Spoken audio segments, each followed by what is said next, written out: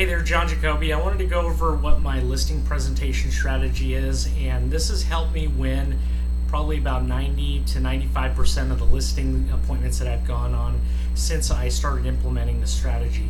So the reason why I started adding a story in the beginning of my listing presentation was because one time I was at a listing that I did not get, and the seller asked me about halfway through the presentation, "So how long have you been in real estate again?" And after they asked me that question, I knew I had blown the situation, and I wanted to share this with you guys because this has changed the way that I do my appointment, my listing presentation. So storytelling is a huge thing whenever it comes to real estate. So before, since this is the first time we've met, I want to share with you a little bit more about myself. That way you feel comfortable when we move forward with working together. So whenever I was a little kid growing up, my dad was in the Air Force, so we moved around all around the world. I was born in Little Rock, Arkansas, and we lived in Germany for a few years. And then we moved back to San Antonio whenever I was in the 7th grade. So went to Jordan Middle School, and I graduated from Taft High School. And shortly after graduating, I went to Northwest Vista College, just like a lot of the kids on the northwest side of San Antonio. Went to Northwest Vista College, and I got my degree in kinesiology. Which is basically like a degree in working out. So right after I got my degree, I went on to do personal training. So personal training was a job I really loved to do. I was able to help a lot of people reach their goals, and it's just something I really enjoyed doing. I got to a certain point. I was working at the gym that I was at for 4 years, and I was hitting my quota every single month, $8,000 to $10,000 in personal training sales, and I was helping a lot of clients achieve their goals. And I got to a certain point where I just wanted to get a job promotion. So I applied for a position, and I knew for sure I was going to get it, and I was excited about it, and I went through the whole process, and unfortunately I was turned down for the position. And so I was a little discouraged, but I wanted to keep moving forward. So I tried again. Next time a position opened up, assistant manager, I applied and went through the process again, and unfortunately I was turned down a second time. Now by this point I was getting a little frustrated, so a third opportunity came up, and I jumped on the opportunity. I applied, and unfortunately I was turned down again. So I started getting a little discouraged, and I started thinking to myself, well, I'm hitting my quotas every month, I'm helping clients reach their goals. What's something else I can do? And that's the point in time where I started thinking real estate. I had always loved real estate since I was a very young kid, and it's something I always wanted to do, but given the situation, I decided that I was going to try something new. So that's whenever I got into real estate. So 7 years ago, I started selling real estate, and I've been very blessed that ever since that first year in real estate, every year has been my best year ever. So as a process of getting better and better and selling more and more houses, I started running into the problem of not having enough time for myself, my family, and not having enough time for my clients. So the first thing I thought was, well, let's build a team. And so that was my first objective, is I went out to build my real estate team. And what I know today was I was doing it all wrong. Instead of the team making my life easier, it actually made my life harder. So fortunately, I let go of the members that I had on my team at that time, and I started doing it on my own again. I was still selling a lot of houses, but the problem is I didn't, I was back to where I started. I was still selling a bunch of houses, but I just was spread too thin. So when an opportunity came up with a real estate team, I joined a team here in San Antonio. But if I was going to join any team, I was going to join the number one team, and so that's the point of time that I joined the number one team here in San Antonio, and I learned about team structuring. of course, going into that situation, I knew that I wasn't going to be there forever, because it was really my goal to build a team of my own. So after about a little over a year of learning about what makes a team great, I left the team I was on to start building my own team.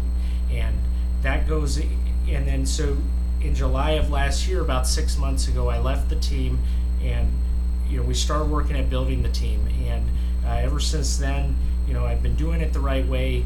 I'm bringing in more support before I bring in sales, and so that kind of leads me to where I'm at today. So well, that's enough about me. Let's get right into the meat and potatoes of this presentation. So I wanted to go over next with you guys. So that first step that I went through with you guys, that is my background story. It took about 4 minutes to deliver, but it gives people the understanding. We use a story model called the Hero's Journey in that. I'm going to include some information on that and some basic questions that you can ask yourself to craft your very own story to start your listing appointment with. The story has been a tremendous help because it helps people to get to know who I am so they feel more comfortable. Really, the first sale you're going to make is selling yourself. So without further ado, we'll get right into the flow of the listing appointment. So first thing we're going to look at is in our listing packet here, we're going to look at first and foremost the previous listing. If this house was listed previously, you go over and confirm that that's their house that you're sitting at. And then you're going to go over the appraisal district. So Bexar County Appraisal District, this is going to show you the square footage. So you're going to confirm square footage with the client. And then once you've confirmed the house and the square footage, then you're going to go right into the next thing, which is going to be comps. So when I get to the comps section, I explain to the seller that's sitting across from the table from me that selling a house is kind of like a combination of a price war and a beauty contest. So you want to be not only priced the best, but you also want to be the most attractive house, and that's how you grab the buyer. We're going to go through each house that has sold that is a comparable sale. I'm going to explain to them what a comparable sale is. So I'm going to let them know, hey, when I'm looking for comps, I'm looking for homes that are in similar age and size and within your neighborhood or within a very small vicinity. These are the same comps that an appraiser is going to look at once we get your home sold. So what we're going to do together with the client is I'm going to take out my phone and I'm going to go through each and every house that has sold one by one. We're going to show them how, and we're going to compare their house to the house that we're looking at. So that way they can kind of get an idea, okay, this one might have sold for a little less, but it was not as big as yours, or maybe this one sold for a little bit more, but it was an immaculate home. And that's, in the seller's mind, they're going to start to price their own home by looking at this information. So they're going to start getting an understanding of what they can get based on the pictures of the houses that have previously sold. Also, you're going to go through anything that is competing.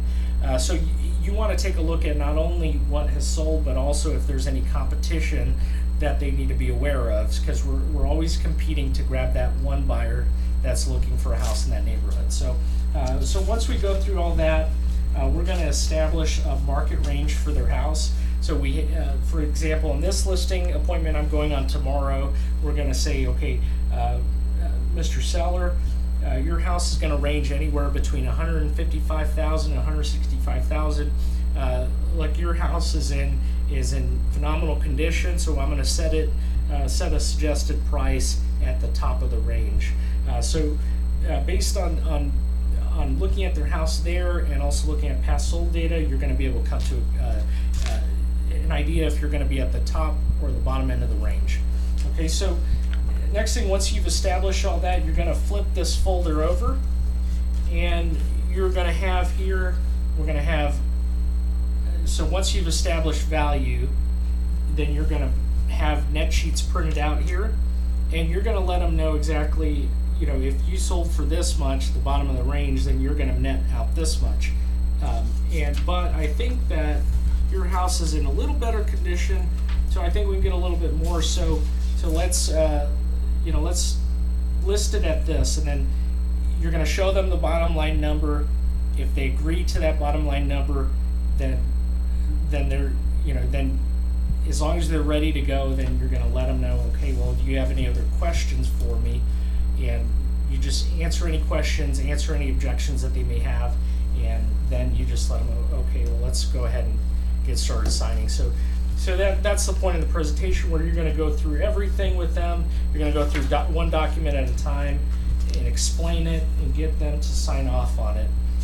In my listing appointment here, I am also going to, I'm not going to sit there and watch them fill out the entire seller's disclosure notice. So I label that to the seller as their homework. So what I'm going to do is I'm going to leave them with their homework, and then we're going to pre-stamp an envelope back to our office to send their homework back to the office, and along with copies of the survey, any other documentation that they might need to shuffle around, or that's going to interrupt the flow of getting in, getting it signed, and getting out.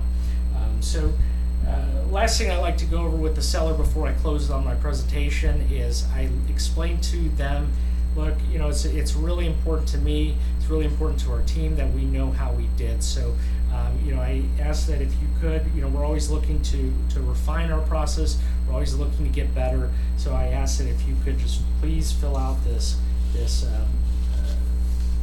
two things really. It's an all about you form, so you can get more information, fill out your database, and then two, you're going to leave them with your first impression survey.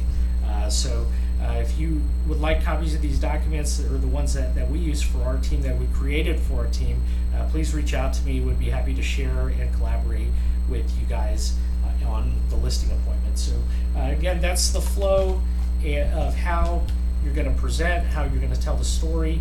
I'm going to include some other documents here for y'all. That way you can have tremendous success closing listing after listing here in 2019. So again, John Jacoby here, San Antonio's top realtor. Please check out our website, ghsanantonio.com. Ask me if you have any questions. If you or anybody you know is looking in San Antonio, would love to be your agent of choice, and here to help any way I can. So again, John Jacoby, hope you guys are having a great day.